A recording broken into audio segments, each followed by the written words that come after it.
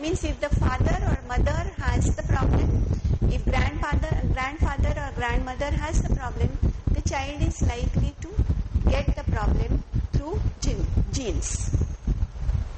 It occurs in all socioeconomic classes, like certain disorders or certain conditions we know occur mainly in low socioeconomic. Certain disorders occur in high socioeconomic or even middle socioeconomic. Can somebody just give me an example of problems or medical conditions which are seen mainly in higher socioeconomic group? Obesity. Very nice, very nice. Obesity, hypertension, stress, heart attacks, coronary problems. So these are related to the socioeconomic condition or socioeconomic class. In lower socioeconomic, where I was working in Sion Hospital, which is it is actually Lokmanya Tilak General Hospital. It is located at Sion, and it caters mainly to low socioeconomic class of people. And the children who were admitted in Sion Hospital pediatric wards were commonly due to diarrhea, respiratory pneumonias, meningitis, infectious diseases like measles. So there are certain disorders which are common in certain class of people, but learning disability is seen throughout the society. Only thing, it may not come to the surface because it depends how keen the teachers and the parents are to know whether the child has learning disability or not.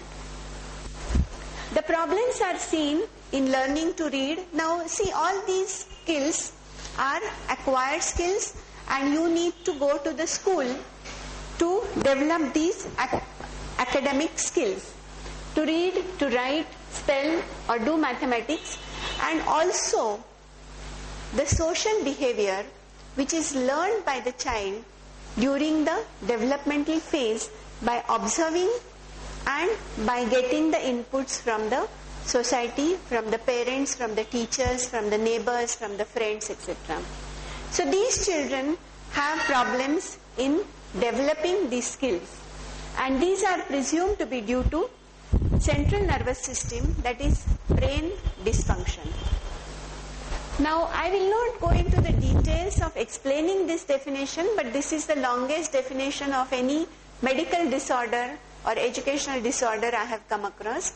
It says it is a heterogeneous group of disorders manifested by significant difficulties. That means the difficulties are really there, and they are significant. It is not just yes no type of difficulty. Okay, in acquisition and use of reading, writing, listening, speaking, reasoning and mathematical abilities.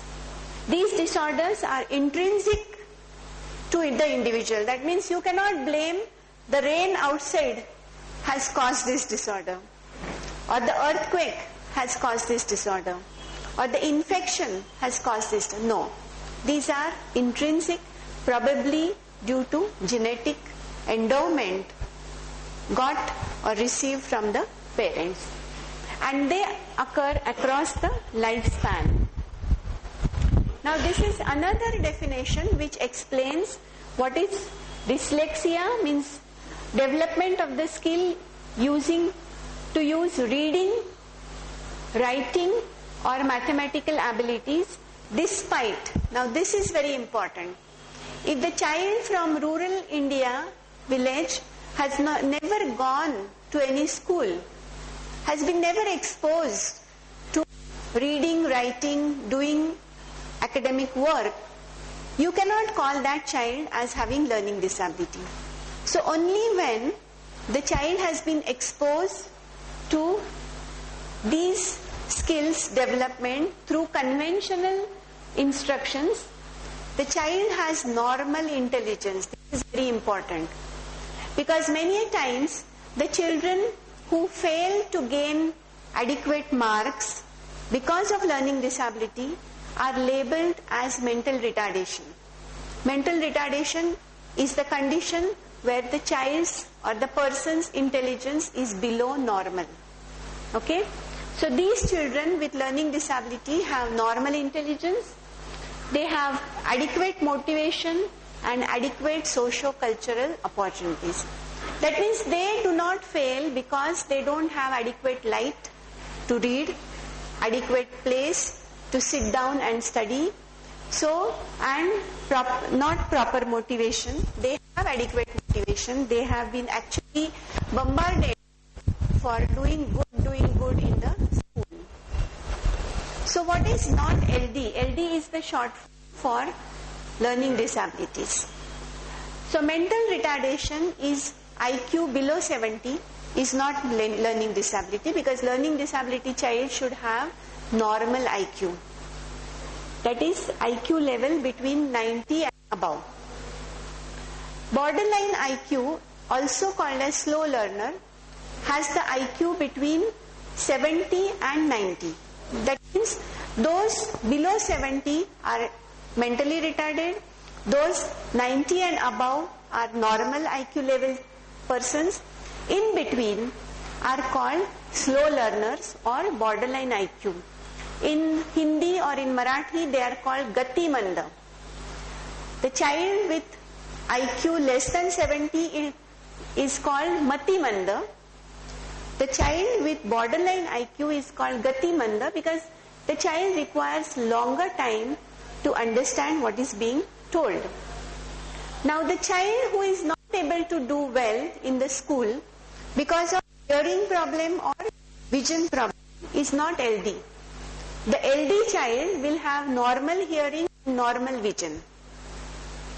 Emotional disturbances cause lot of problems in children who do not do well at the school level.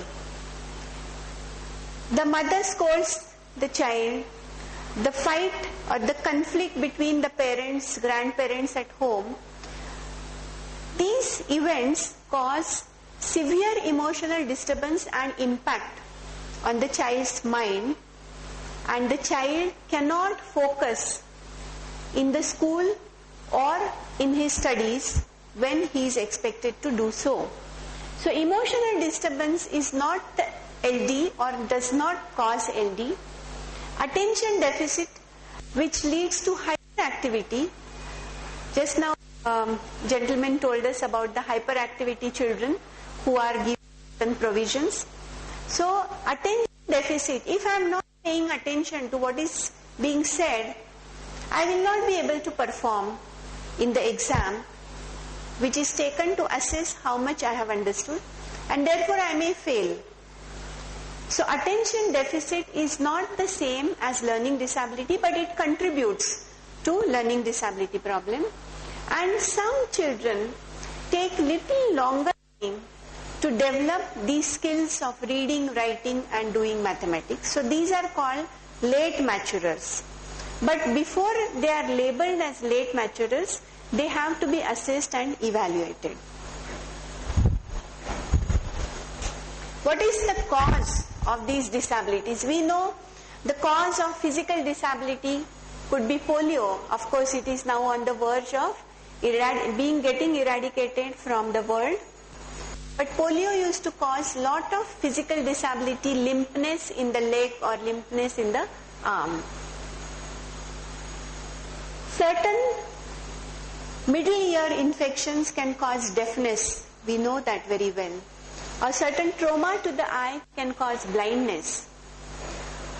These are the common causes of the other disabilities, but as far as learning disability is concerned, the exact cause has not been found out so far, and therefore it is assumed or proposed that genetic is the probable cause, and the studies for pointing out exact gene material that is problematic are going on in the United States and in Australia.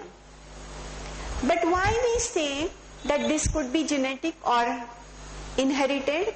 Because the observation has said that sibling recurrence is 40%. That means if the one child in the family is diagnosed to have learning disability or dyslexia, there is 40% chance of the other child having learning disability, which is very high.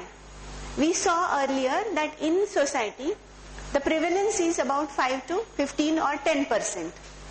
Then why there is sudden increase in the sibling occurrence? This is probably because of the genetic material, and the parents having learning disability problem is almost 50%. So that means these are the two observations which have led to the consideration that genetic issue probably is the etiology or causative factor in these children. Now, how do these children come to us, or how do they present to the parents and to the teachers? These children mostly will have academic problems, and most 99.9% of the children are sent because they are not doing well in the school. Because this problem is seen in children who are going to school. It could be dyslexia, dysgraphia, dyscalculia, social interaction problem. We have to learn how to behave, how to interact with other person or animals. This is also through learning. These children fail to learn, and therefore they have social interaction deficits and develop lot of emotional problems as an end result of all these factors that lead the child to go through severe stress. Now, dyslexia, have you all seen Tare Zameen Par? Yes. Then the case of, I think, Ishan, right? Name of the child was Ishan, was shown to have the problem of dyslexia. Dys means difficulty, lexia means words or vocabulary. So these children have reading difficulties, that is dyslexia. But it is not just simple reading. Yes. Because if I am presented with the Japanese script or Chinese script, I will not be able to read. That doesn't mean that I have reading difficulty. Even if I am presented with a Kannada script or Malayalam script, I will not be able to read it because I have never learned that language. Here, the difficulties present as reading very slowly or hesitantly, aloud, follows the words with the fingers. Many times you will see that to avoid missing certain words, the child will place, while he is reading, follows the word like that. So he uses finger or sometimes pen or pencil while reading aloud or even reading in mind. He will mispronounce the words, like kitchen for chicken, very commonly done. So these are common mistakes or problems these children will present. And many times when they are reading, they will lose the place in the text. Because reading is very, very, very a complex skill, I would say.